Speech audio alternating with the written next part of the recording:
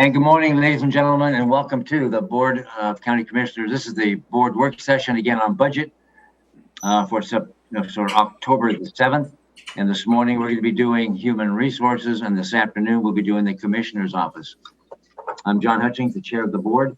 Also present is Vice Chair Commissioner Ty Menser, Commissioner Gary Edwards, and County Manager Romero Chavez. You just promoted me.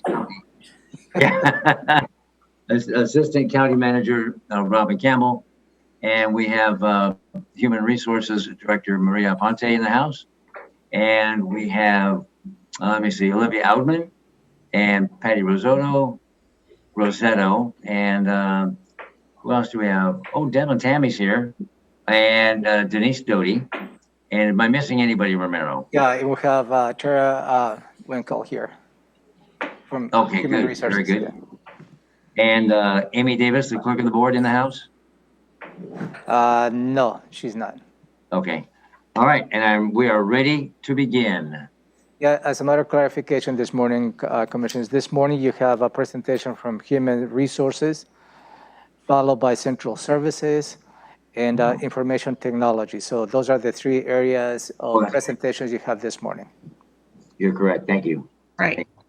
So before I turn it over to Maria, I would just like you to think for a moment about your day-to-day work here at the county and what all county offices and departments are doing every day. And what does it take to provide the services to the public that the county provides? Think about trying to do that job if you didn't have a phone or a computer. Think about if you didn't have a building to work in, or if our sheriff deputies didn't have reliable cars to drive, or if when we get a public record request, we didn't have the records to draw on. Think about how hard it would be to recruit staff or to retain those staff if we didn't have someone to assist with finding the people to hire or to process the payroll. And think about if we didn't have anyone to manage the money that we use to provide all of the services and support our employees. If you think that those things are important to be able to provide the business of government, then what you're going to hear about this morning is a very important part of county government, because this morning is all about internal services. As Romero said, this morning you'll hear about human resources, central services, and information technology. And these services, where the customer is another county office or department, are really the infrastructure of county government, and we could not operate without them. So that's why this is an important part of government. And with that, I'm going to turn it over to Maria to talk about HR. Thank you for that introduction, Robin. I really appreciate you setting the stage today. I'm Maria Ponte, HR Director, and with me today is Tammy Devlin, our Risk Manager, and Tara Wickline, our Senior HR Analyst. Good morning, Commissioners, Romero, Robin, and the Budget team. I really appreciate this opportunity to speak to you today about our Human Resources Department. We provide a variety of services, so let me put up our PowerPoint. Can you see that, or do you need to share the screen? You need to share the screen, Maria. Okay, let's see. Here we go. How's that? No, it's not sharing. Not sharing. Let's try share screen.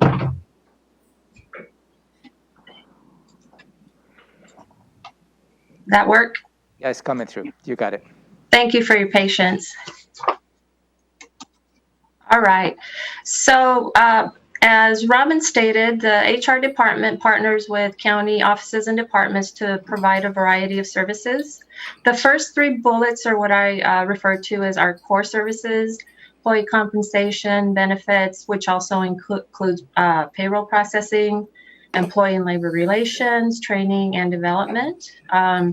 We then have the risk and employee safety division, which also monitors our property and casualty insurance and claims mitigation. In addition to that, we provide support to the Board of Equalization, the Civil Service Commission, the Salary Commission, and the Left Disability Board. And just to provide a little bit more perspective and dig in deeper to these services, our HR department provides assistance with employment issues, labor management. We bargain 9 collective bargaining agreements, in addition to a myriad of MOUs. We help managers with performance, setting compensation, processing the payroll, doing recruitment, employee training and development. And we also process important protected leave, such as the Family and Medical Leave Act and the ADA, the American with Disabilities Act. Our risk management oversees our insurance program, property, general liability, workplace safety, and workers' comp insurance. And this year was really unique. It was very challenging. I know you can all relate. And so just to give you a brief overview of how we had to respond to the pandemic, mid-February, we were making these plans and figuring out how do we convert to telework and how do we provide these services within HR, as well as support the departments and the commissioner's office. I think that we did a fantastic job. The staff, HR staff, they're so motivated, and they've really mastered their craft, and that has really helped us succeed during the last few months. And to give you just a little taste of the different things we did during these last 6 months, through August 30th, we processed 74 new hires. That includes setting them up in payroll with benefits, providing new employee orientation. We onboarded 82 temporary hires. 30 plus were in support of public health response to the pandemic. We had 25 employees retire, 19 of which retired between March and August. Wow. Payroll provided lots of data and scenarios when we were looking at budget reductions and we were contemplating the furloughs. Let's see. In terms of recruitment, which Robin referred to, through September 30th, we posted 163 recruitments, and we provided interview process support to offices and department on 22 occasions. Risk and safety was also impacted. They had to provide advice regarding the facial masks. Our safety analyst is currently at the IMT, helping support that cause. And there was a huge uptick in our contract reviews. As you know, there's a lot of contracts in support of the pandemic. And so Tammy and her staff provide the advice there in terms of liability and coverage. In terms of our employee relations program that coordinates those protected leaves, as you know, under the Families First Coronavirus, we had 2 new leave. It expanded the FMLA. And from April 1st through now, we've had 84 leave requests for the emergency public health sick leave and the public health emergency leave. And that created a 33% increase in the staff that support that program.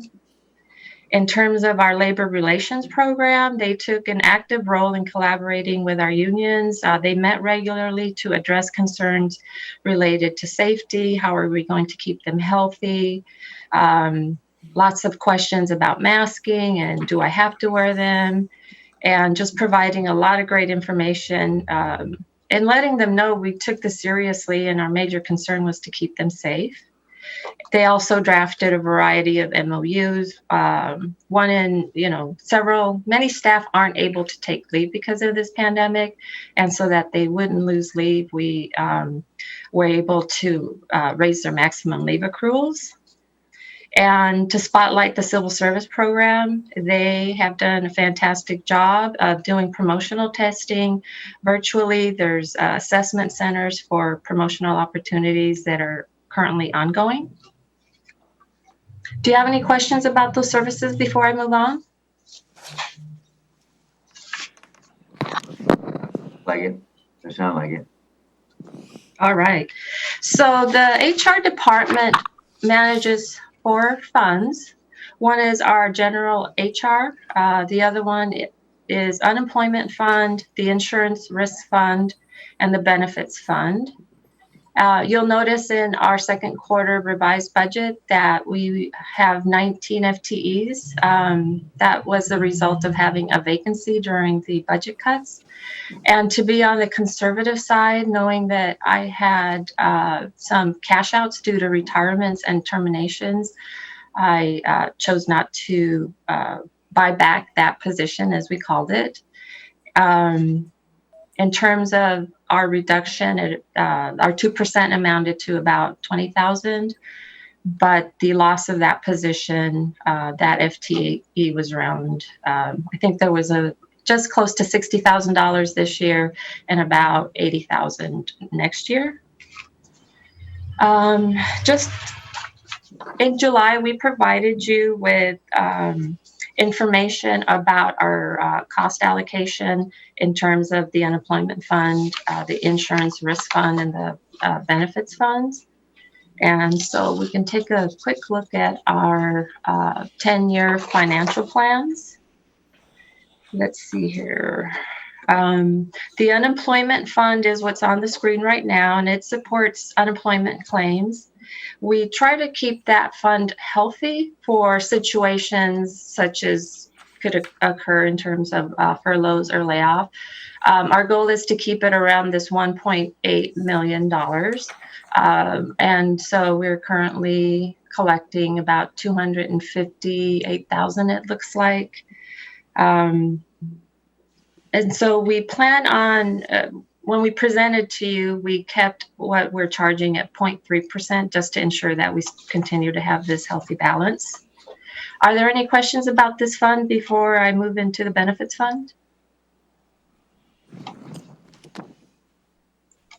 All right. So our benefit fund is to administer all of the county's benefits programs, medical, dental, vision. The goal here is to have about $200,000 in reserves to cover 3 months of operating costs.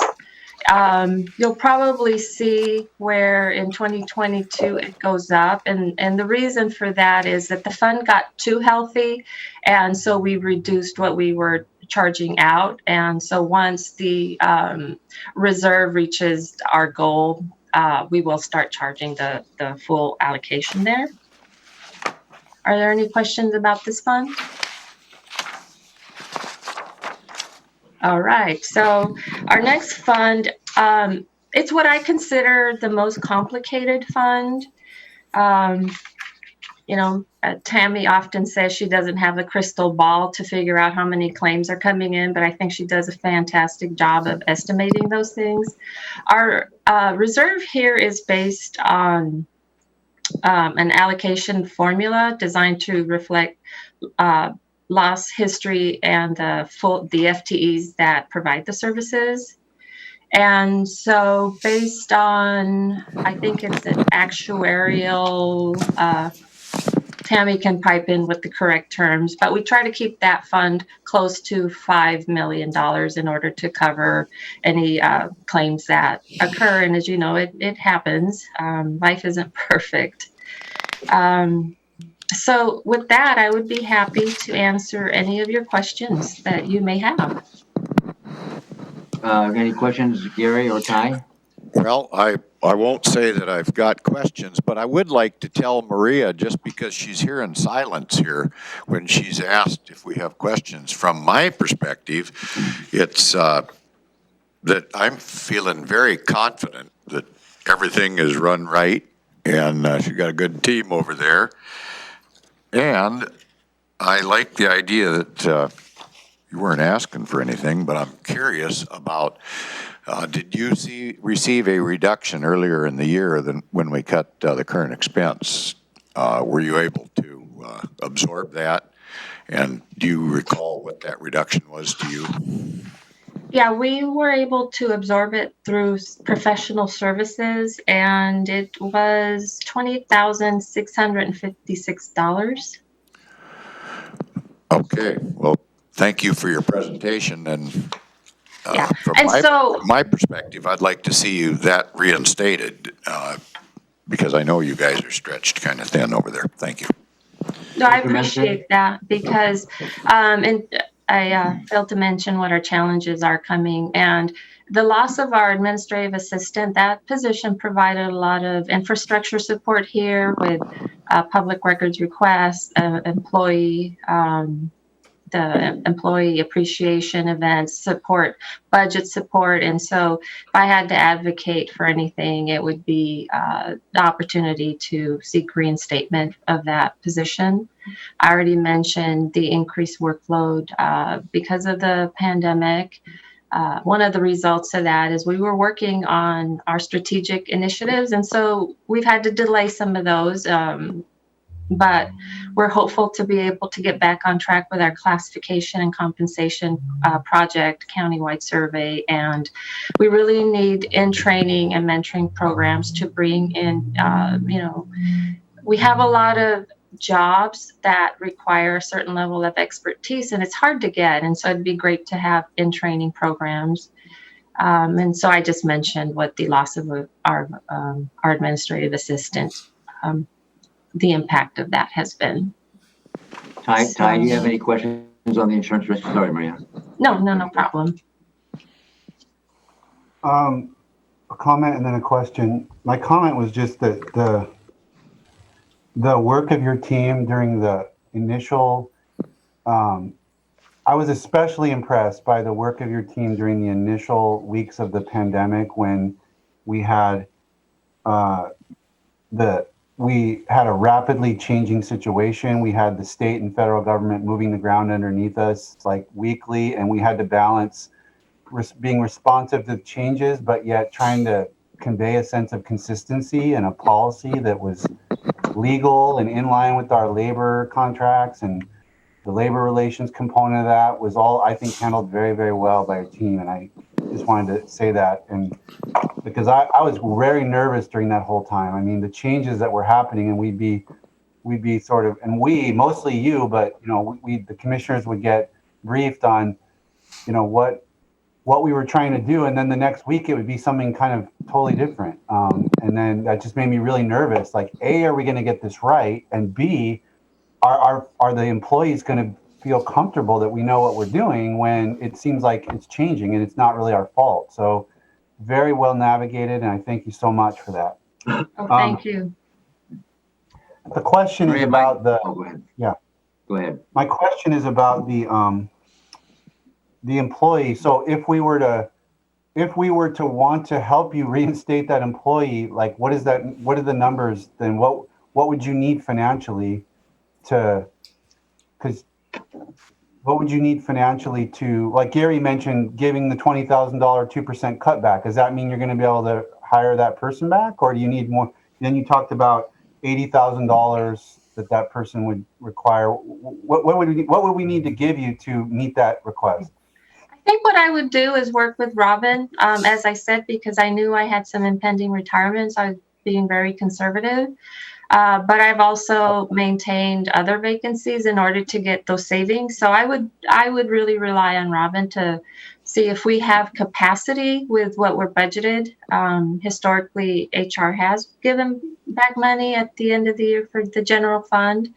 And so I think to support that type of support, which Robin and her team they're just fantastic with giving us guidance and being really patient with us in our questions. If I may relate to that question Commissioner Mason had related to administrative assistant, I know you were cut and in the middle, meaning you were being cautious and cognizant of the potential financial situation that kind of was going through and for that matter, the whole state in the country, and you held a no feel in that position, and as a result, here we are.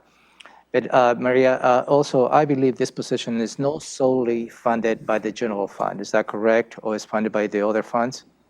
About 20% of it is funded by risk and benefits because it provided a level of support or Right. unemployment. So about 80% is from the general fund. Okay, so I just want to make sure there's not 100% from the general fund that you're looking at. Yeah. And I've been in public service for over 30 years, and it's really important to me that we are good stewards of public dollars. And again, that lends me to being more conservative. So my question, Maria, is looking at the insurance risk fund, looking at the actual for 26, the beginning fund balance for 16, 17, 18, 19 at 5.5. And then budgeted is 4.7 for the next several years. If the actual were to be higher than 4.7, 4.8, where's that difference come from? Where's that money come from? Maybe I can pipe in for that. Thank you, Tammy. Based on the budget, I kind of estimate what our cash flow needs are, and the actuary determines that I need somewhere around 5 million. So like you see this year, I budgeted the 2.8, and I'm expecting to spend the 2.8. At the current plan, I think I'm going to spend 150,000 less. That money goes to ending fund balance and then increases the next beginning fund balance. So it ebbs and flows. So when I try to do a 10-year, it's very difficult to try to plan for that because I don't know how many cases are going to be, filed. I don't know how many attorneys we're going to have to put on board. And so that's why we and Robin and the budget team look on a regular basis every quarter as to where that fund balance is and are we maintaining that. So what would happen is if we get hit at the end of the year, the following year, we may have to increase our allocations out to the departments. So we're 100% funded just to maintain that balance. Does that make sense? Okay. It does, yes. Thank you. All right. Thank you. Continue. All right. Well, in closing, I just want to thank the HR staff. As Commissioner Menser mentioned, they are an outstanding, fantastic group. And they just took a lot of initiative to make things happen. And without their support, we wouldn't be where we are at today. And I appreciate them all, and I appreciate your time today. Thank you.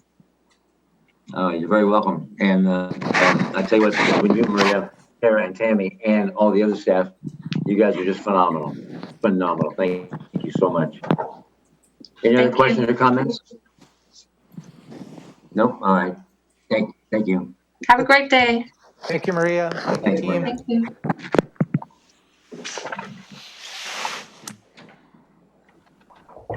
Okay. Next, Central Services.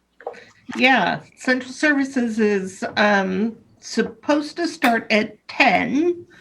I'm ready to go, but I need to get my team here. You want to take a 5 minutes or so? Yeah, let me reach out to them and see if they can join now. Yes, 5 Let's minutes. take a 5-minute break, okay? 5 minutes, we'll be right back. Thank you.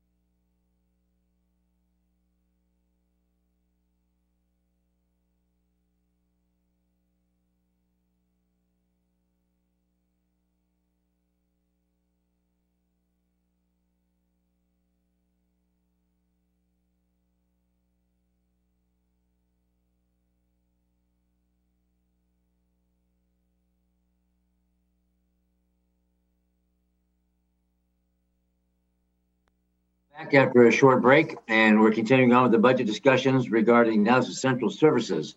Go ahead, Robin. All right. So thank you, commissioners, for this time today to talk about the Central Services Department. I have with me my amazing management team. So I'm happy to reintroduce to you Bruce Rohrbaugh of the Fleet Manager, Jason Ash, who is our newly appointed Facilities Manager, Jenny Branham, who handles the Central Services Finance, and Jetty Silva, I'm so sorry, Chanowski. Yes. Yes. So Jetty manages the mailroom, records, and support for the department. And Jenny, I'm going to let you introduce our newest staff member who I don't even know yet. Be glad to. Megan Boswell came to us last Thursday. She's from Texas. She worked for the city down there, and she's got about 8 years of governmental accounting experience, and I'm happy to have her on board and introduce you guys to everybody. Thank you. Great. Thank you, Jenny. So Great, I'm thank you. going to Welcome. share my screen, and we're going to talk about central services.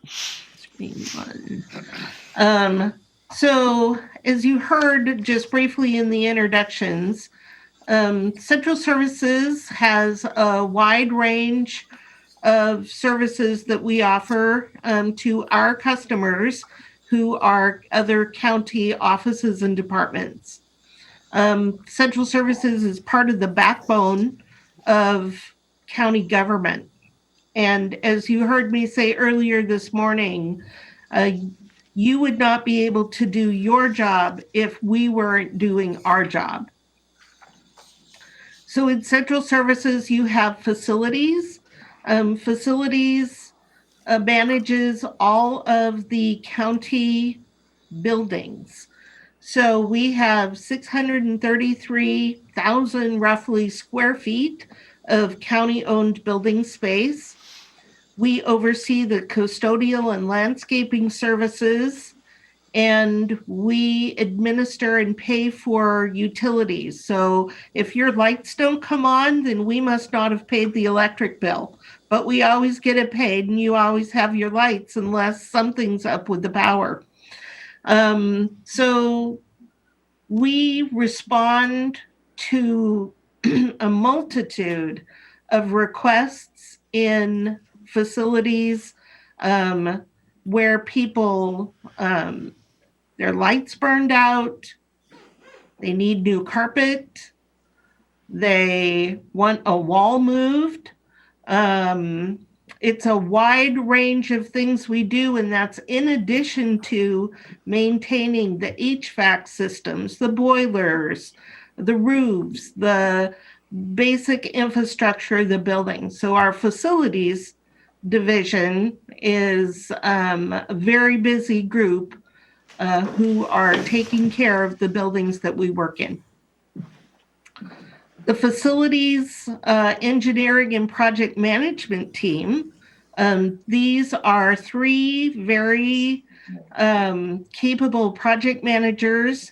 They have oversight of the bigger projects. For example, the most recent one that you're hearing a lot about is the offsite courtroom. One of the project managers is taking that from finding a space to assisting the law and justice group to move into that space and make it usable and function for them. So if we're going to replace a roof, if we're going to remodel a large section of one of our buildings, these types of projects are managed by major capital construction project managers. And their charge is to make sure that these projects get done on time, on budget. The Administrative Services Division delivers mail every day that comes in from U.S. Postal Service and the state of Washington mail service. They distribute it all through the county. Mail's delivered twice a day. And also we do records management. We manage the surplus. If you decide to get a new chair and you don't need your old one, we're the people who pick it up and dispose of it for you. We also manage internal contracts and administrative support for our department, as well as for information technology department, because they do not have a support team. And we provide support on contracts and purchasing to all of the county. The fiscal services team manages the, as I said, utility bills, all of the invoices that come in for those countywide services, and then they bill them out. So our finance team affects every office and department across the county. And then equipment rental and replacement, or fleet services, or ER&R as it's normally called. They manage and maintain all of the vehicles and fleet and large equipment that the county owns. So if your car's not running right, you take it to the ER&R mechanics shop. If you need a replacement vehicle, you talk to Bruce and his team. If you need a new yard goat, it's purchased and paid through ER&R. And ER&R manages the reserve account or the savings account so that we don't have to accumulate debt to replace our major equipment. We have that savings account, and that's all managed in ER&R. So that's what we do. We have many funds that are managed in central services. Our total budget is around $20 billion a year. We got a huge boost this year because central services is managing in large part the county-wide supplies and construction related to COVID-19 pandemic response. And if you're ever interested, come down to the basement of Building 1, and we will show you that we have something of a stockpile of PPE that we are supplying to every office and department across the county. And as I said, we're working on the offsite courtroom space. That's $1 million of that $25 million that you see there. But really the COVID response accounts for the big bump that you see in our budget in 2020. In the various funds at the bottom of the page, we have the Central Services Operating Fund. We spend just under $8 million a year out of that fund is the proposed level of spending. The Building Reserve Fund is where we accumulate money to be able to pay for the projects that are necessary to keep our buildings operational. We've had a conversation about that fund before. We'll talk a little more about that in a moment. We currently propose spending about $5.5 million out of that fund next year. The Facilities Engineering Fund, this is where those capital project managers are. They're about $800,000 a year. ER&R Operating, that's the mechanics shop. So that is about $4.5 million a year. And then the ER&R Replacement Reserve, we're planning to spend not quite $3 million next year for replacement vehicles and equipment. And that reserve has a fund balance that appears healthy, very healthy, at $19 million at the end of the year next year. But if you think about it, that is the money that we need to replace vehicles. And if you don't contribute to that fund, we're not going to be able to afford all of the equipment that we need. So the revenue that you see in the ER&R replacement reserve has been increased to cover the reduction that the board took in 2020. On the ER&R operating fund, I'd like you to notice the estimated beginning fund balance of $196,000. You may recall that last year I was talking to you about a potential cash flow issue in this fund, where I had previewed for you the potential need for a interfund loan to be able to bridge a cash gap in this fund. But I am very happy to report that through excellent financial management on Bruce's behalf and one of the very few benefits I've found of COVID-19, creating less expense in the M&O fund this year, we were able to manage that fund without the need for an interfund loan, and we'll be able to slowly restore the fund balance for the ER&R operating fund. So we were able to manage through that.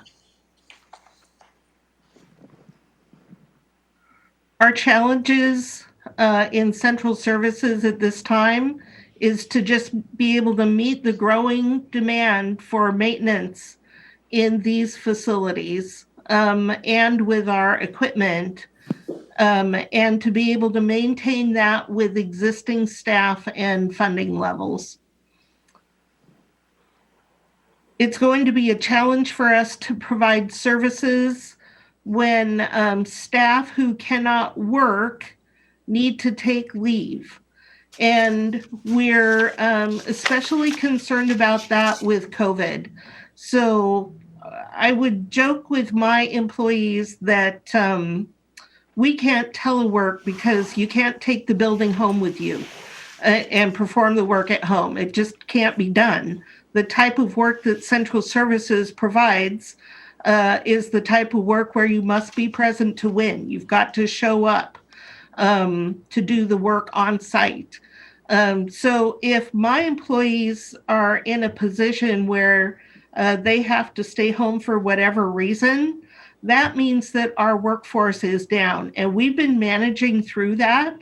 But the more that goes up, and we expect it to go up in the next few months, then that's going to be a challenge for my team to be able to continue to provide the services that we provide. It's also a challenge looking ahead when we think of what we'll need for COVID-19 when the COVID-19 funding goes away. And you'll hear this countywide, especially in Department of Health. But in Central Services, as I said, we're supplying the PPE needs and of the entire county so that we can continue to keep the county open and functioning. And how are we going to pay for that once the money goes away?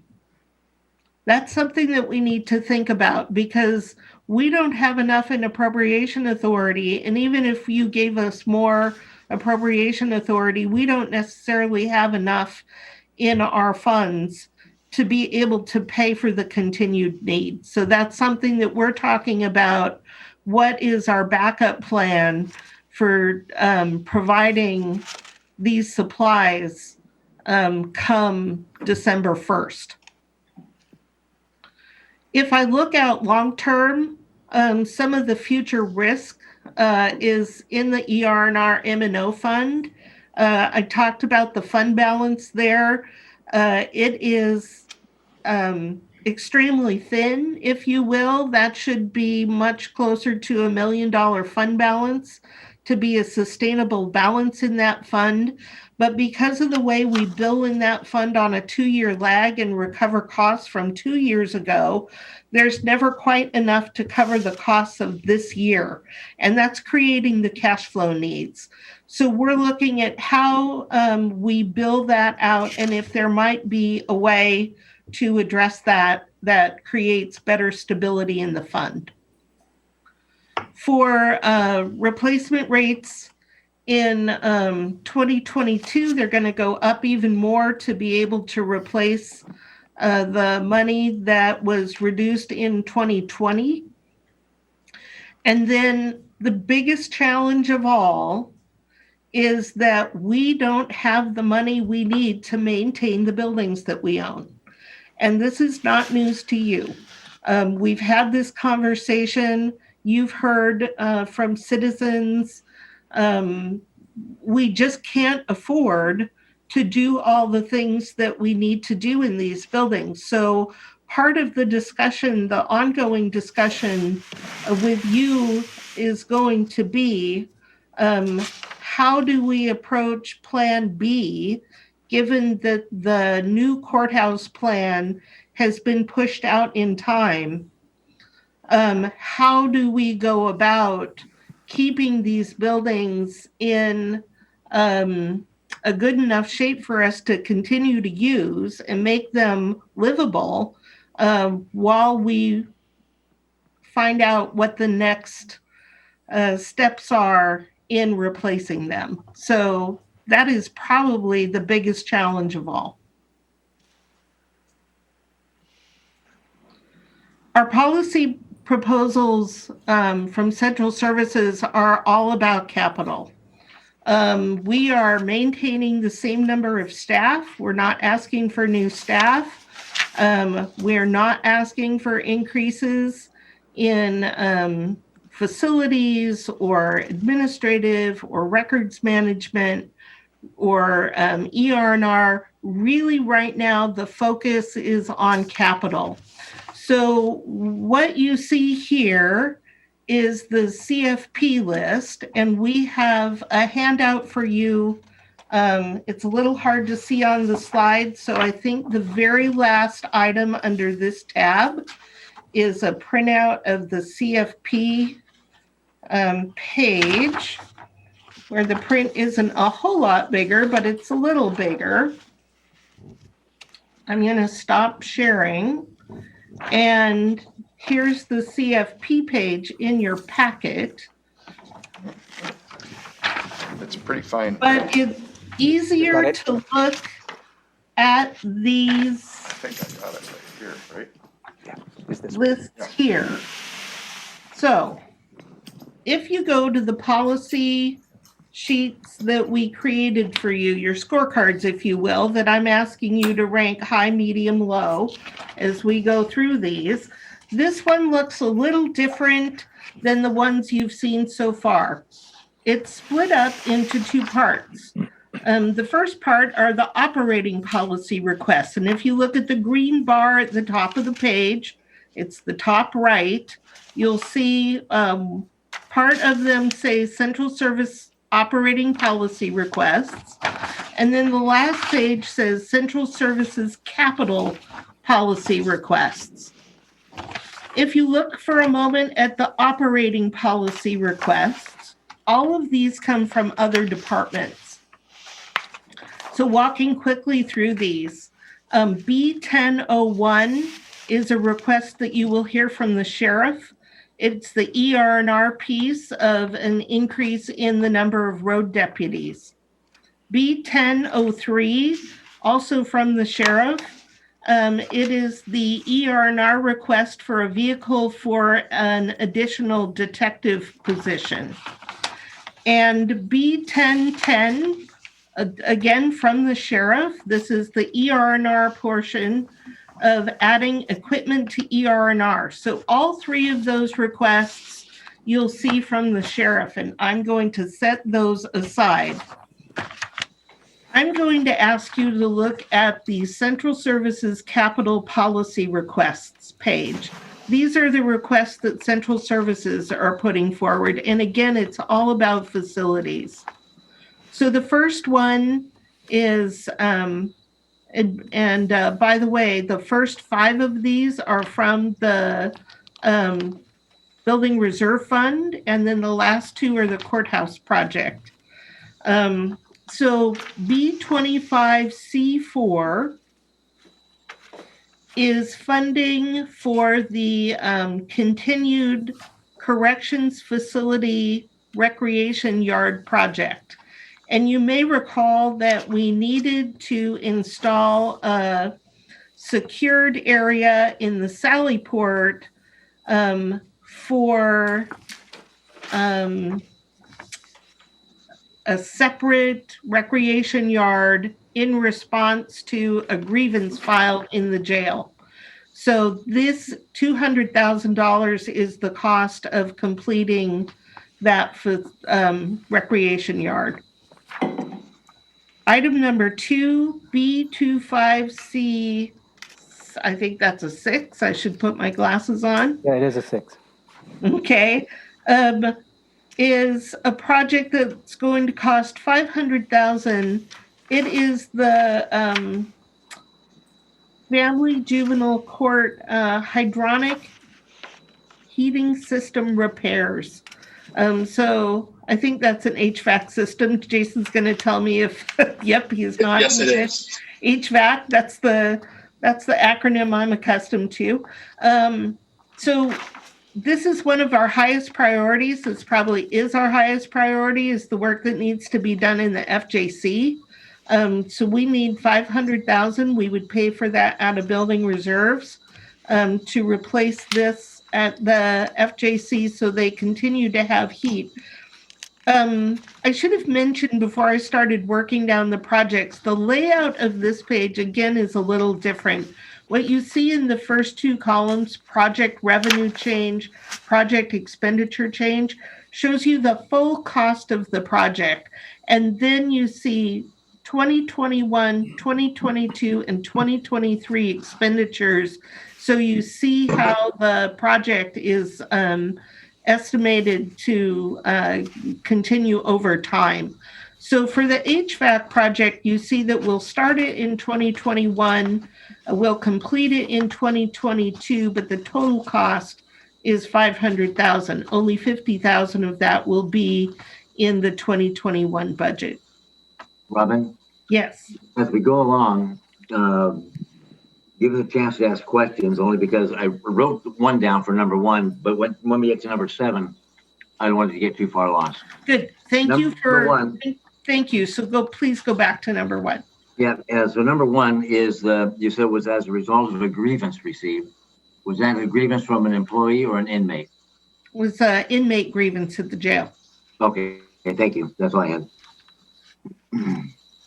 Any other questions about the jail recreation yard project? How about the FJC HVAC?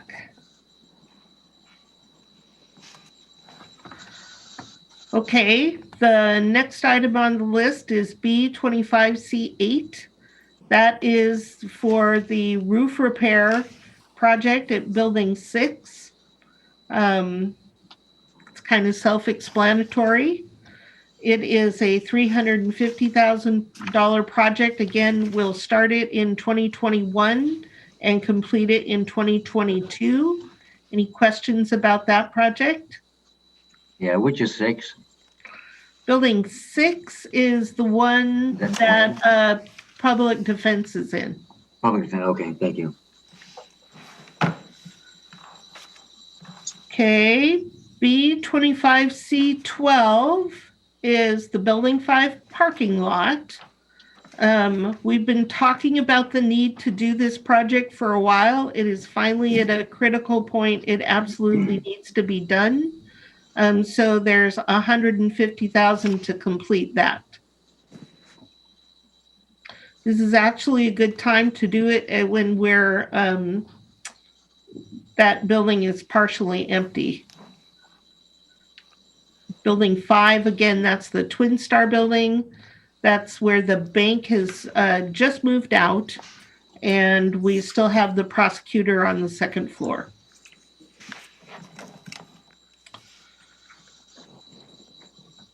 Line 5 is B25C15. That is the Regional Transition Center Infrastructure Project. This is $150,000 that's being set aside. It will be paid for out of REAP 1.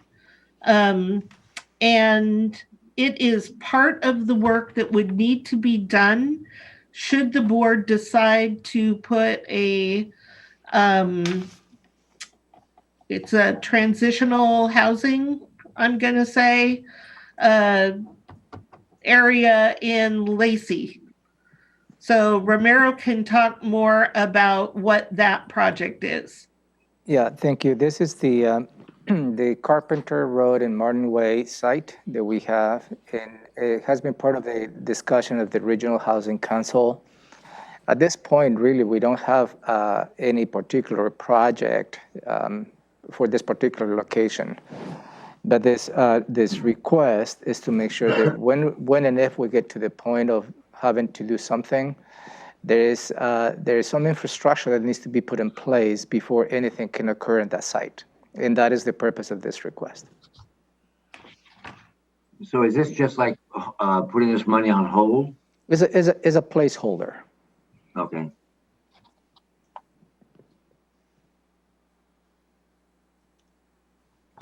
Okay, nothing else on that. Then I'm going to go to the big project on the list, and that is the courthouse infrastructure upgrades. As we've talked about, we have estimates that it will cost about $50 million to do the work that needs to be done on these buildings, possibly more. And so what we have done is we've put $500,000 in 2021 to support the efforts to plan the next steps. This is to cover the planning portion and perhaps any first projects that we do related to Plan B, and to get our feet under us so that we can create a plan for moving forward. So what you see over the course of 3 years is the increasing cost. In 2022, we would probably be in a project design phase, and in 2023, begin to execute construction. That $45 million probably won't all be spent there, but it would extend over time. But we wanted you to see the progression of the potential for addressing the needs of these buildings. Even if we started today, it would take a few years because these are major projects that we are talking about. Could I provide a comment? And this is just for the viewing public to make sure they understand this is not a new courthouse project. What Robin described is just to make the best out of the available space and the buildings that we have to, one, upgrade the current systems, and second, to see the available space that we can create additional space needs, because that's the bottom line at this point. So I just want to make sure the public understands this is not a request for a new courthouse project. No. Which also means there's no additional tax. This is working within our means. And Robin is going to touch the revenue here in a second.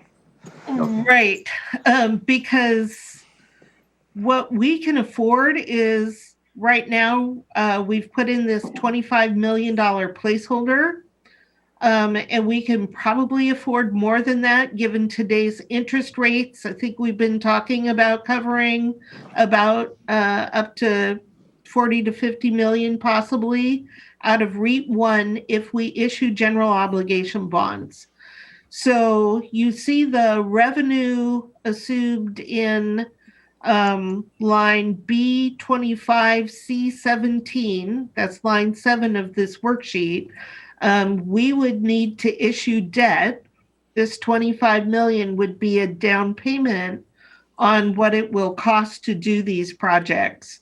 We probably wouldn't issue the bonds in the next year. We would want to issue those closer to the time of when we started construction because of spend down requirements. We could spend a lot of time talking about tax exempt bond requirements, but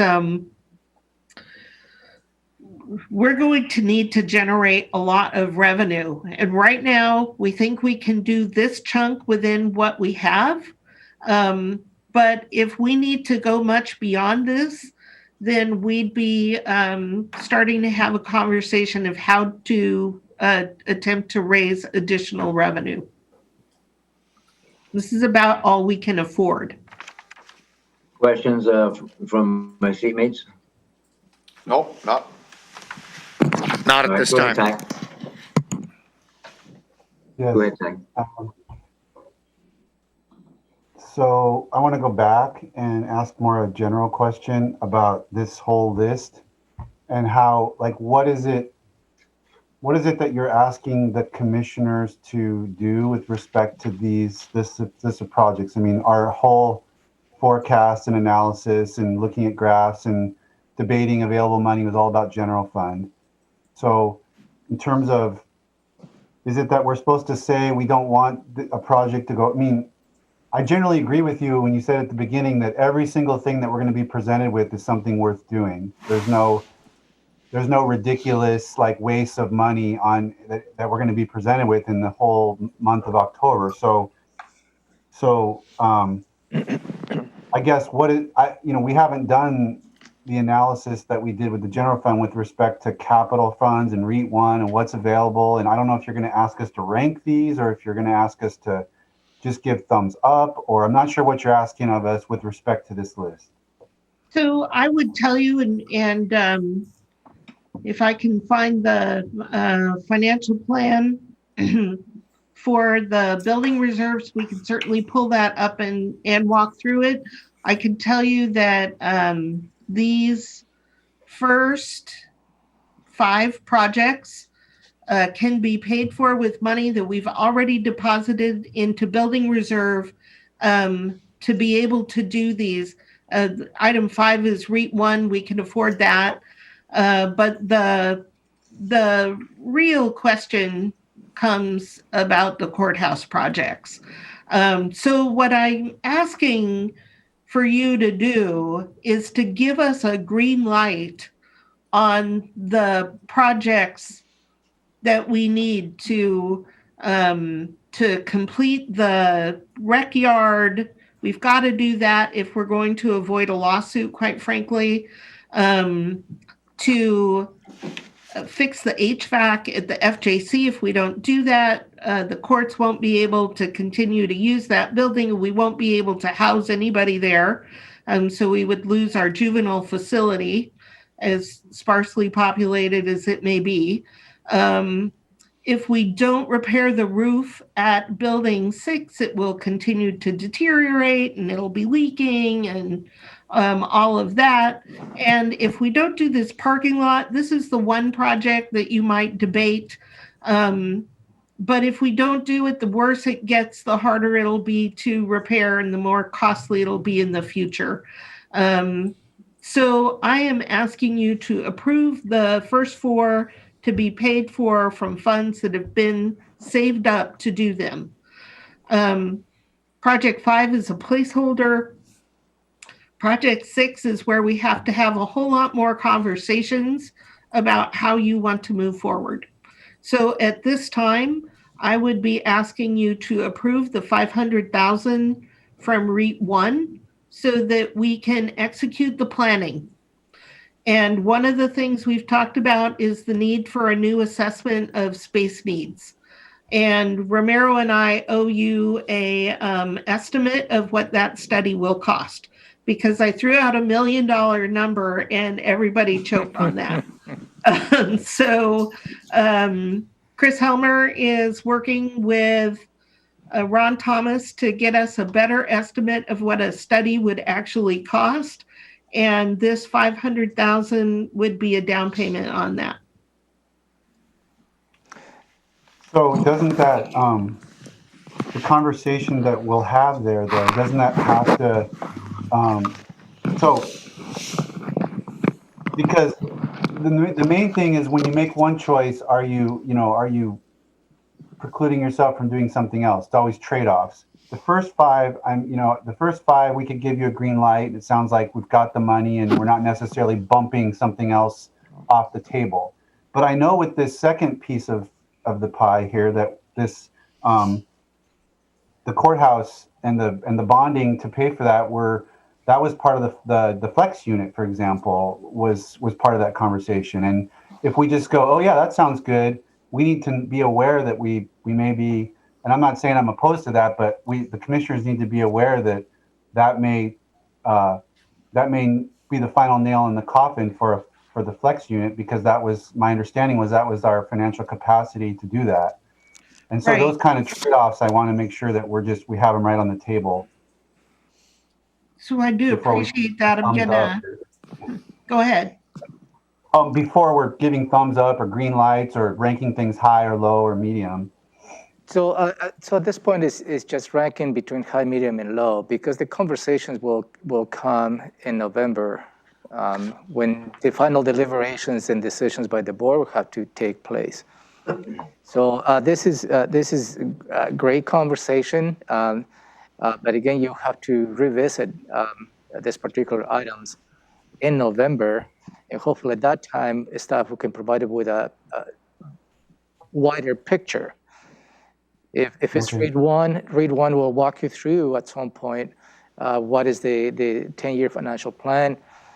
We briefly touched base on that. There's some capacity, as Robin has stated, but you're absolutely right, Commissioner Messer. If the board commits to this level of investment to the plan B of the existing courthouse space, then what is the trade-off related to the flex unit? So those conversations will have to occur in November. Right. And I've shared again on my screen the CFP. This is the capital project list for all of facilities.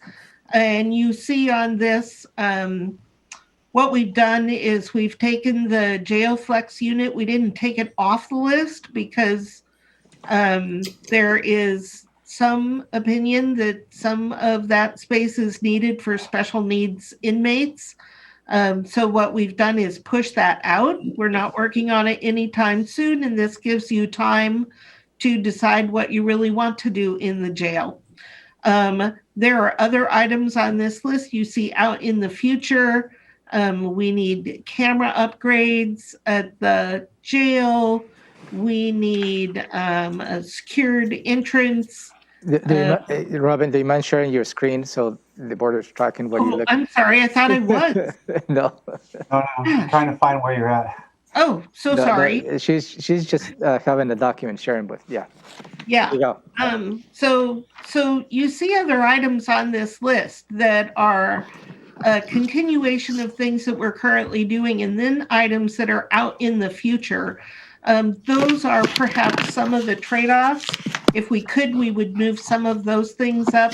Like you'll hear from Superior Court later this week about their need for a new courtroom at the FJC and space improvements there. Building 3 needs a new courtroom. Here it is here. We've got that scheduled for 2024. We could move that up if we can afford it, but right now we've pushed it out. Here's a roof replacement at the Emergency Services Center. We've got that out in 24. And then you may recall when we had the CFP conversation about a month ago, Jason and I shared with you the list, the revised list from the Ming study, and it's a few pages long of all of the things that we need. We only brought to you the highest priority things that we can afford based on what's falling apart. So as we talk about how to move forward with these buildings, we've got to talk about what we've got to do to maintain them.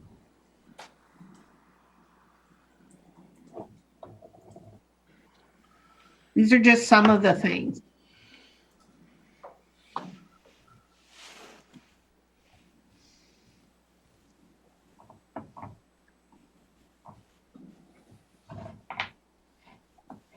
Does that answer your question? I'm good for now. Well, So- I'll just so ask would it a be- quick question if I can. Yeah, go ahead. If we're going to refer to that list. So under land acquisition, you've got $20 million designated out of REIT. Tell me just what, I'm just taking a wild guess. What is that? That is in case you should want to purchase land to complete a new project. So let's say we've talked about purchasing this property on the corner over by Building 4. We have to have something in the CFP to be able to use REIT. So you see this out in 2026, this is essentially a placeholder. If you should decide that there's a piece of land that you wish to acquire, we've got a placeholder in the CFP so we can use REIT dollars. But then you wouldn't be able to spend that until 2026 is what you're saying? No, we could spend it at any time. Okay, It just so- has to be on the CFP. So if we made that decision tomorrow or next year or whatever to buy Right. that property for $1 million, it would come out of that fund is what you're saying, right? Yep. Okay, Yep, good and enough. it would Thank you. be covered. You'd be legally covered. Thank you. I have one question, Robin, going back to page 2 of the sheriff's request. This is line item number 3, B10-10, the ER&R revolving replacement. There's been discussion where the sheriff has wanted to do this for some years. And can you brief the board on the pros and cons of that? Well, the pro, I mean, it's got an obvious positive impact where instead of being faced with large costs all at once, we're saving up money over time. That's the whole purpose of a reserve. So we'd be saving up money and then buying equipment and keeping it current on a rotating basis. So they would have the functional equipment and the money set aside to use it without it would see, this is much like the election stabilization account that we talked about a few days ago. For a reserve account, you estimate how much you're going to need to spend in the future, and then you put in small amounts each year until you've got enough to save. It's like if I were saving up to buy a new car. Yeah. I wouldn't buy it today if I didn't want to take a loan. Instead, I'd put $5,000 a year into a savings account for 5 years. I'd have $25,000. I could buy a car with cash. That's what you're doing. You're Right. not having to come up with $25,000 today. You're not having to take out a loan. You've got something in a savings account. So in this case, the sheriff would like to contribute to a savings account instead of taking either money out of their current budget or coming to the board to ask for money to be added to their current budget every time they need these things. So there's really not a downside to setting money into a savings account to be able to buy these things, as long as you're doing a reasonable job of estimating when the equipment's going to be needed and how much it's going to cost, that future cost, so that you've got enough there to purchase what you need. So the risk is that you're not saving enough. Okay, because that just, it makes sense to me. I've known that, what you just explained. But it seems like it's been controversial over the last few years, of not putting the tasers, the firearms, and radars and rifles and the shields in ER&R. It hasn't been controversial from my point of view. We needed to we needed to come to an agreement with the sheriff's office on what we would accumulate savings for. You want it to be durable equipment, not something that you replace every year. That's an operating cost, or every 2 years. Yeah, So it needs to be things that you really do only buy once in a while. Bruce has been working very hard with the undersheriff to create the appropriate list of things. And we just needed to work our way to that point and then come to you in the appropriate window of time, which is during the budget build, to transfer this cost out of general fund and into ER&R. And the other thing that I would mention to you is that the sheriff's office is buying these things now out of their current budget. So you should see a savings in the sheriff's budget because you're going to be paying less in any given year to instead make a deposit into the savings account that becomes stable over time. So it shouldn't just be an increase in the sheriff's budget. There should be an offsetting amount. Okay. And I don't know that you see that in the proposal that the sheriff has put forward. Thank you. All right. Any other questions, commissioners? No. Okay. All right, press on. All right. So unless you have any questions, that is what I have for you regarding central services. And please don't forget to rank high, medium, and low the projects under the central services capital policy requests. Right. And you'll collect these at the end of this session, or when we take a break, or at the end of the day? When we take a break, I'll come around and ask for them. Okay. Next is IT. Do we need to take a break before we jump into IT? Denise. I just emailed them to jump on, so it's probably a good idea to give them just a couple of minutes. Okay. You want to take 5? You want to take 10? Tell me what you think Dennis needs. It's 10:20, so it might be a good time to take a morning break. We'll take a morning break. Got it. 15 minutes then. Morning break. Okay. 15 minutes. Thank you. We'll be back at 10:35. Thank you.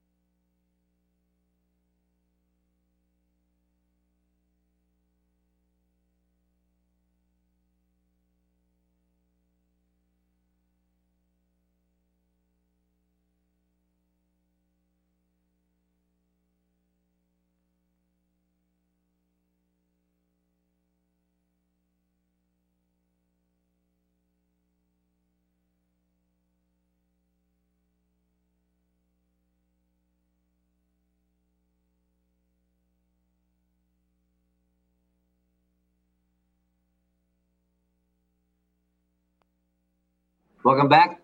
Had a quick short break, and we're going to continue on with budget discussions in this work session. And next up is information technology, IT.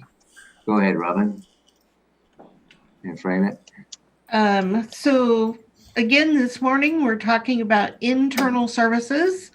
And I'm just going to turn this one right over to Dennis. Before I do that, though, I do want to mention that you see two people on this call that were with us for the central services, and that is because, as I said earlier, we do shared administrative functions. So Jenny does the finance for IT as well as central services, and Jetty does support for IT or oversees the support staff. So we do create efficiencies, but it also places something of a burden and a stretch on these staff. We had staff for admin in IT, and that took a bit of a bump in the budget amendments, but we should think about fully funding the staffing requirements of IT.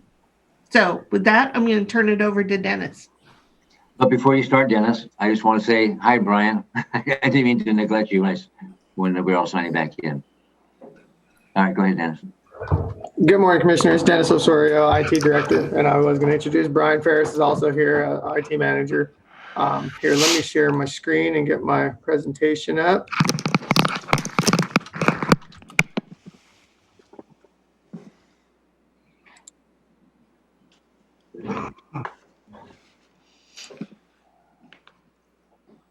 There we go. Can everyone see that? Yes. Yep. All right. So I just want to give a little bit of background on the department, and I will actually touch on some of what Robin said as well, because we do share resources, both administrative and financial support.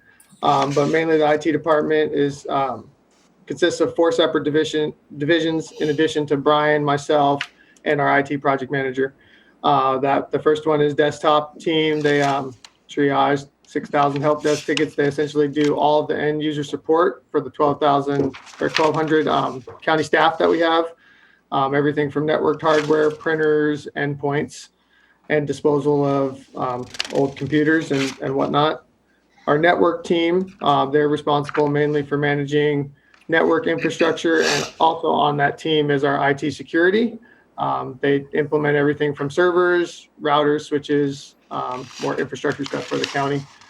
We have our application support team. They manage nearly 90 different county business applications on a variety of systems, some legacy, as you all are aware, as well as some current.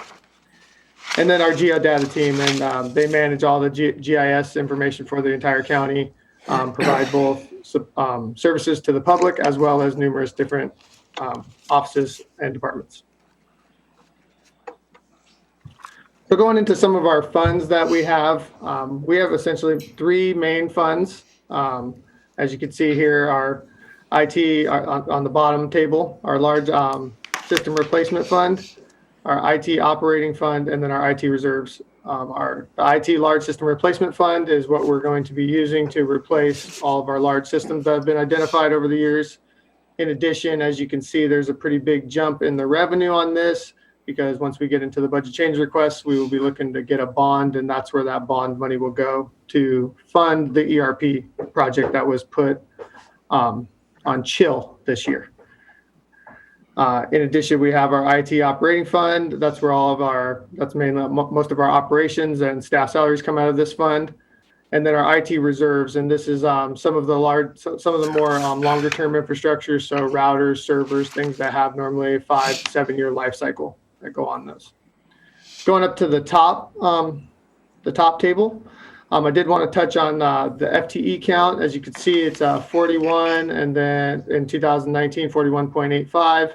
And in 2020, there's 48.85. So 3 of those staff are what me and Robin were just talking about, that we did get support staff for IT as it's a new department, but those have not been filled due to the pandemic and the unknown of where we're going to be from a budgetary perspective.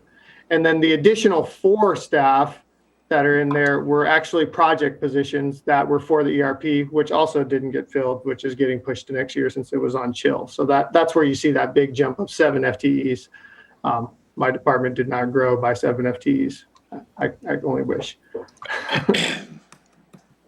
So I think that touches on all the funds that we have. So going into some of our challenges, obviously, I know you've heard numerous times, improved security. The county IT network infrastructure systems and applications are under increasing attack from viruses, malware, and other disruptive hacks. The county will need to continue to be vigilant in developing IT security work plans, tools, safeguards, protocols, and policies to improve overall network security and protect against existing and emerging threats. I would imagine this is a challenge that's going to be on here every year. The challenge that this IT security continues to change. It's an ever-changing field, and we're going to always be battling the bad guys in that area.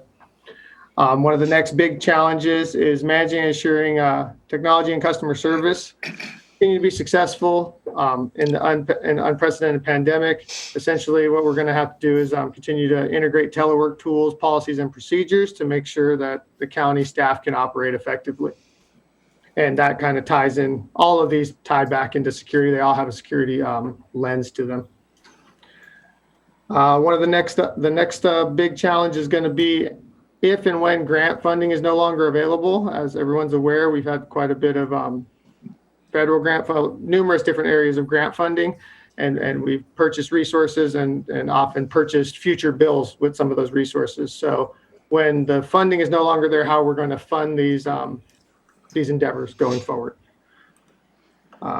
Next is developing capacity for our IT project planning and implementation. Obviously, this goes into the large system replacement. We must upgrade and replace several major IT applications over the next 3 to 5 years. That got pushed this year since we really didn't get to start some of the projects that we had planned. So we're going to have to partner with business users and get these projects moving. And as we push them down the road, they just kind of build up, and then we're going to need to do more of those projects at the same time. Another one that's been on, and I know this has not been addressed yet, exploring feasible options for reconciling data inconsistencies in the GIS parcel-based system. And then keeping current and rapid evolving telecommunications systems and applications. The county needs to reevaluate future technology direction associated with phone systems and mobile devices and develop policies to support and establish direction. This really ties into also some of the teleworking that we're doing. Obviously, as teleworking becomes more consistent or more of our future, regardless of what's going on, we're going to have to really look at both our telecommunication systems, our applications, and how we're moving forward in the best way for that.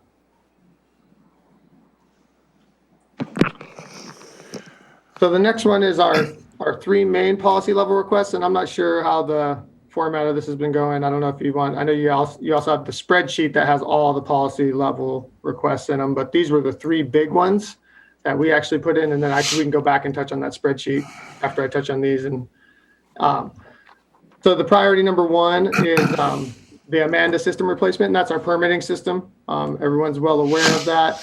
We're looking at a budget of around $1.5 million for that. The county's permit and planning database is the main tool used to serve citizens applying for permits related to building homes, businesses, septic systems, and other land use.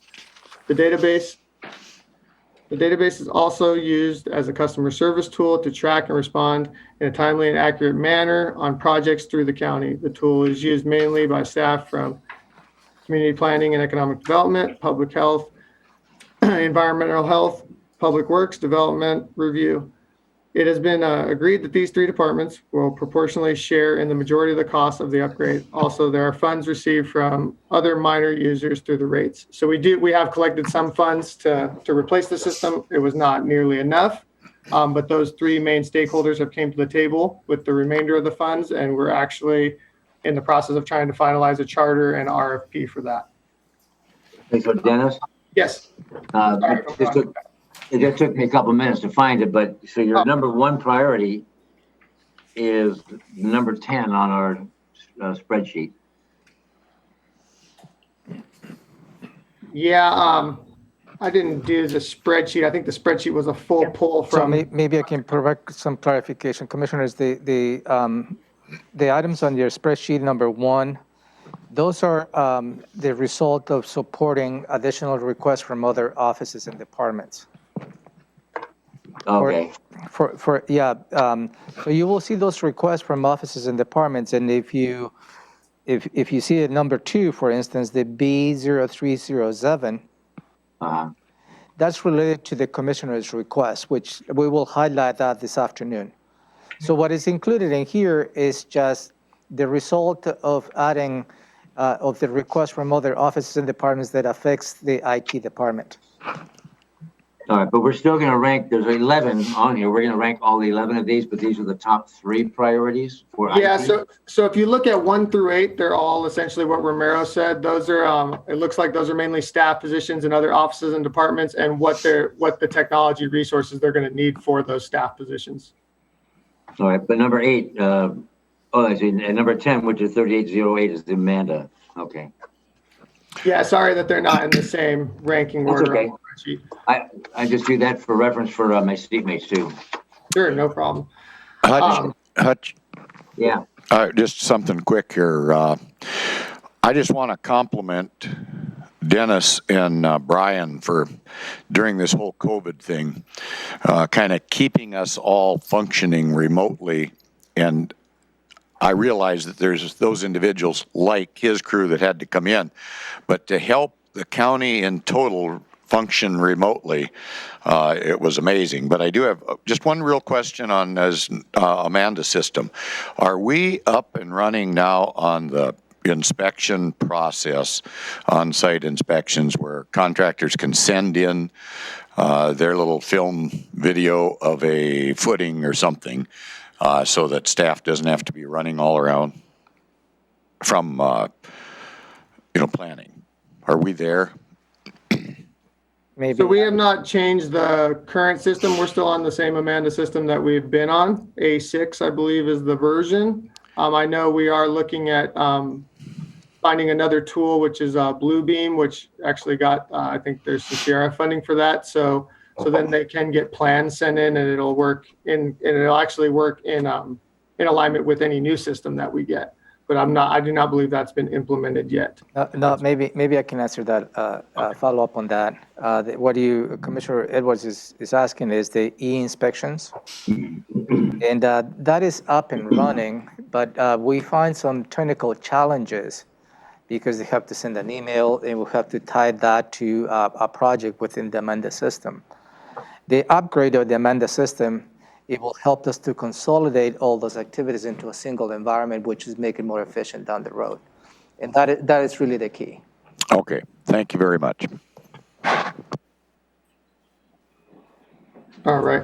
Thank you again, Commissioner Edwards, for that. And I will say this is not, I know me and Brian are sometimes the face of IT, but we have a whole team here and they're the real rock stars in getting everybody up and working and making sure everybody stays functional. So thank you. So going on to our next priority is the ERP replacement. As you can see, there's the 4 FTEs in there if you're looking at my my presentation. And this project, we've already talked about this. This was actually supposed to kick off this year. It was put on hold until next year. So we're looking to restart this project in mid-September or mid-2021, unless we can get it done, get it going quicker. This will require securing funding, likely a general obligation bond, authority for the project expenditures, and approval of final contract. There's a strong need to modernize the financial infrastructure of the county to take advantage of better information originating from one system. It is proposed that the current financial, human resources, payroll, and budget systems will be replaced with the new ERP system based on the authority provided by the Board of County Commissioners. And we engaged GFOA, which is Government Financial Officers Association, as consultants, as strategic partners during the preparation and evaluation of the RFP for this product. And at this point, contract negotiations have occurred. We got them actually all the way up to the point of signatures, and now we're looking to restart that project. Commissioner Hutchins, Commissioner Messer, Commissioner Edwards had to step out of this meeting. So just for the record. Okay, thank you. I heard. Thank you. And then our third priority, which I understand this is number 3, but it's actually the only way we're going to be able to really do number 2. So I don't know if I guess those are kind of interchangeable. Is getting a general obligation bond to fund the replacement of the ERP system, and we're looking at an $8 million bond. And Robin might be able to speak a little bit better if to that and how that's going to occur. So with that, I'd just like to open up to any questions on any of our policy level requests or any questions in general for the department. Okay, Ty, any questions? I was curious about when on your challenges slide, you talk about the something about the parcel and GIS and parcel-based systems, number 5 there. I was wondering if that has anything to do with the assessor's office and the technology that we approved to acquire that's going to do flyover of parcels, and what does this have to do with? The new flyovers. So if Brian's on, he might be able to talk this a little bit better on, because I think also a new, there's a couple new systems that may be able to impact this. So Brian, would you be able to expand on the GIS partial-based systems? Sure. That really doesn't have a lot of effect with the new flyovers. This is kind of a systemic issue that we have, that all the different operations in the county view land data from a little bit different lens. So sometimes the permitting and planning records aren't matching up with the assessor records, which aren't matching up with the auditor election boundaries. So there's some discrepancies there, and it's really mind-boggling, but somehow we need to figure out how to get some of this data to be in sync. But that's it's kind of a legacy problem, and we're not the only ones that have this issue. I've heard other counties have great challenges with this too, and we don't really have any solutions on it, but it's something that probably needs to be looked at. And I think one of the drivers for this was the election redistricting that's coming up in the next year, I believe, and trying to figure out how to make sure that happens in an accurate manner. Thanks, Brian. Does that answer your question? Absolutely. Thank you. My question is, and it's somewhat related. With the pandemic, and we went on lockdown and telecommuting, how many extra computers and software and all that equipment that goes with it did we have to purchase to set people up at home? Well, we got everybody functioning, but before purchasing anything, so we were able to get everybody actual functional. Just with what we had, it wasn't obviously the best solution, because we'd like everybody to use county resources. We'd like everybody to be on county laptops and whatnot. So once the grant funding came in, I think we've ordered around 150 laptops. Brian, is that about right? Yeah, I think it's upwards of we're pushing about 170 now at this point, and there's more coming in still. So we're probably going to end up with over 200 devices at least that we've purchased. And do we have to purchase software on top of that for each one of these devices, or we're working off of one umbrella?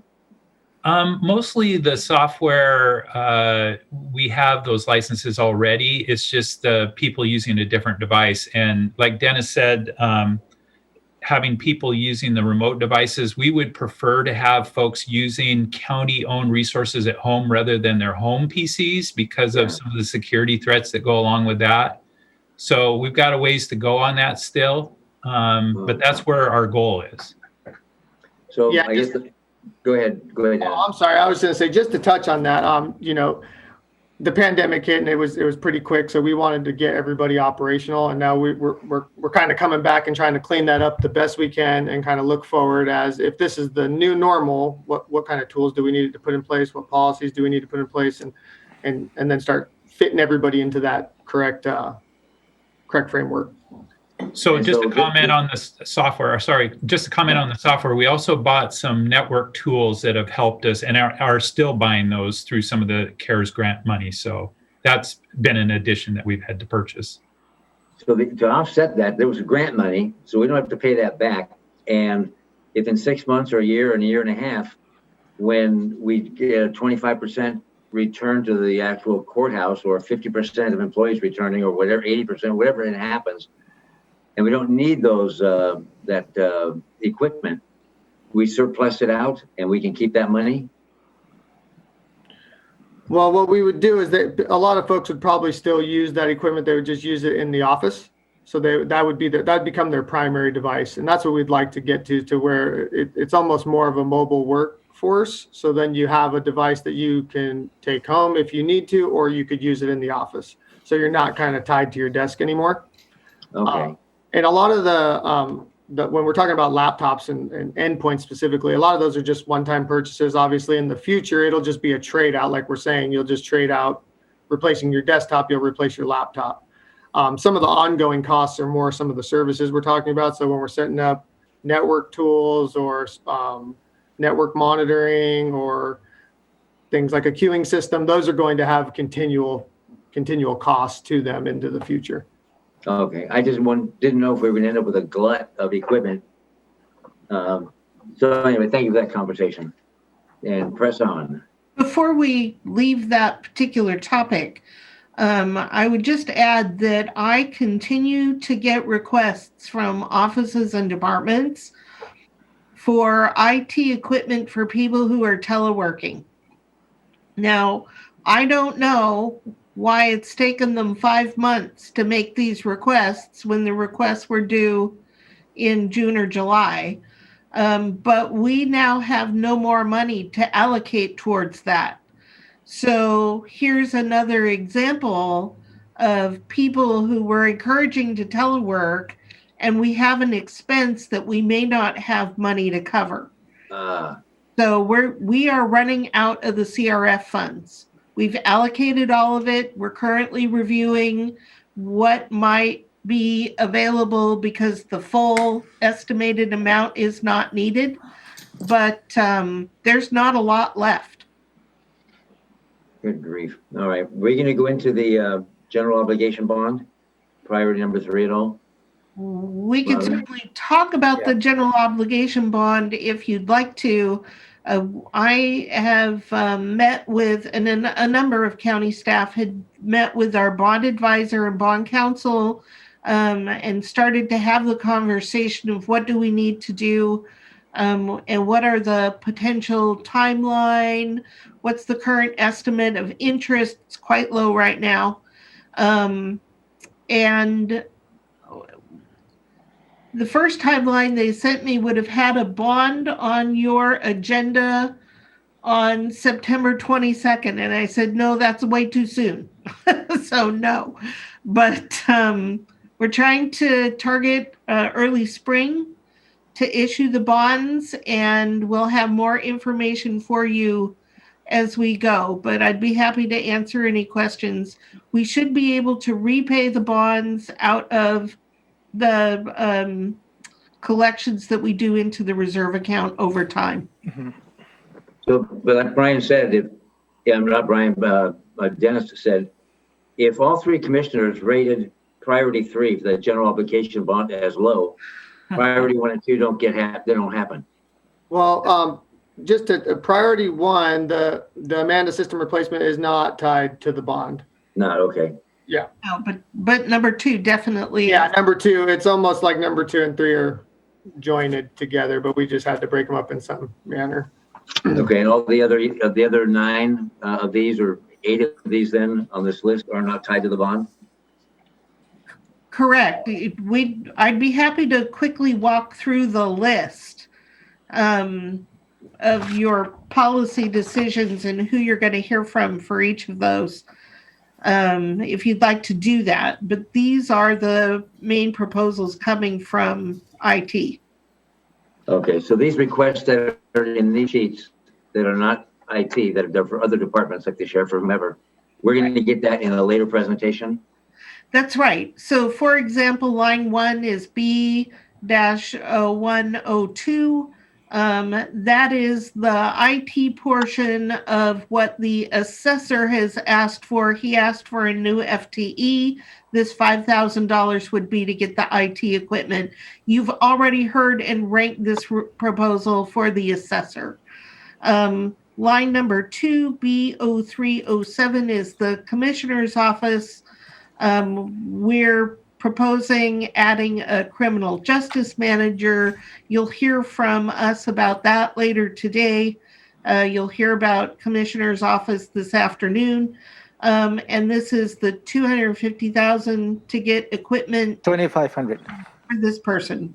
2,500, yeah. Did I say 250,000? Yeah. That would buy a lot of equipment. So we're going to get all these later then, so we don't need the Yeah. redundancy. I'm not going to rate them. No, Right. you don't need to rate those. The ones you need to rate is line items 9, 10, and 11. And 10 and 11 are tied together. Okay, 9, 10, 11, got it. Okay. Question, Ty, any questions? Nope, I think I got it. I think I do too now. 9, 10, 11, got it. All right, well, thank you, gentlemen. Thank you very much. Thank you. All right, well, that wraps up this morning. Is my speaker still on? Good. We do have one item of follow-up from this morning. There was the question on what would it take for Maria to reinstate the HR admin position. Denise was able to quickly provide that the total cost, including benefits of that position, is just under $93,000. 80% is allocated to the general fund, so roughly $75,000 for the general fund and $18,000 in other funds for that position. So if you're interested in restoring a position to HR, that would be about $75,000 to the general fund. And then for central services, I will be giving you the complete list of projects that we think are necessary on the Capitol campus. So you can see the things that we did not ask for currently and that we'll be talking about as we move forward in building infrastructure discussions. So I'll provide you that list today. I have Okay. a question. Commissioner, What's that? So going back to HR, so if we restored the $20,000 2% cut, that's not going to bring the admin assistant back, even though Maria kind of suggested that's why the person was lost. And if I remember, her explanation is she's being conservative about some retirement buyouts or something that's coming, which is why restoring the cut wouldn't necessarily give her the employee back. Is that correct understanding of what she said? Denise, you've got your hand up.